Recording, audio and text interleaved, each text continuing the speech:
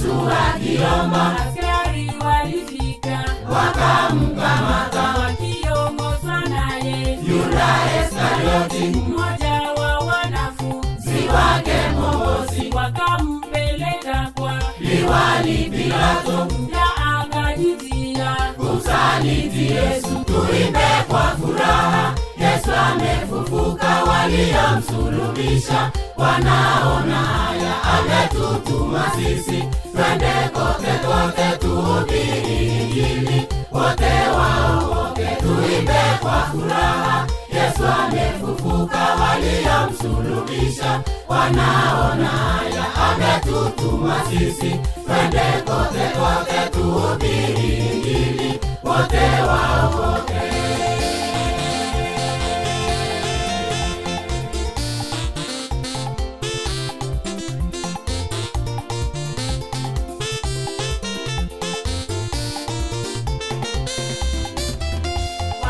walimsikizia Makosa matatu asema ndiye mfalme kwa Wayahudi wote, anasema atali bomoa hekalu na kisha atalinjenga kwa siku tatu, na lokoza la tatu ni la kufufuru asema yeye ndiye mwana wake Mungu. Tuimbe kwa furaha, Yesu amefufuka. Waliomsulubisha wanaona haya, ametutuma sisi twende kote kote tuhubiri Injili, wote waokoke. Tuimbe kwa furaha, Yesu amefufuka. Waliomsulubisha wanaona haya, ametutuma sisi twende kote kote tuhubiri Injili, wote waokoke.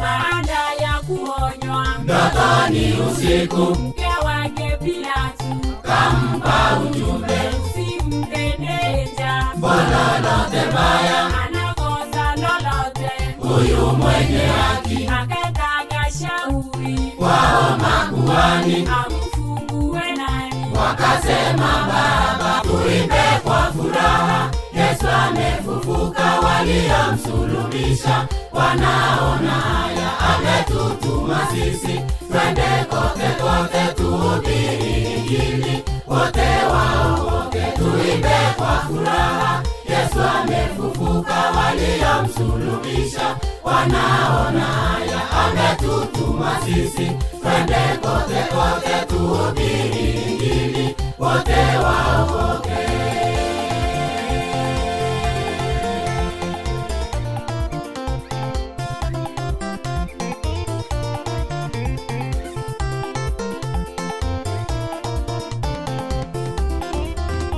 mchana saa 6 Wakamtundika mtini Goligotha, na wezi wawili ukawa giza kubwa na mitetemeko, hadi nchi yote, akikata roho na askari walitii shika wakakiri kwamba huyu kweli ni mwana wake Mungu. Tuimbe kwa furaha, Yesu amefufuka. Waliomsulubisha wanaona haya, ametutuma sisi twende kote kote tuhubiri Injili, wote waokoke. Tuimbe kwa furaha, Yesu amefufuka. Waliomsulubisha wanaona haya, ametutuma sisi twende kote kote tuhubiri Injili, wote waokoke.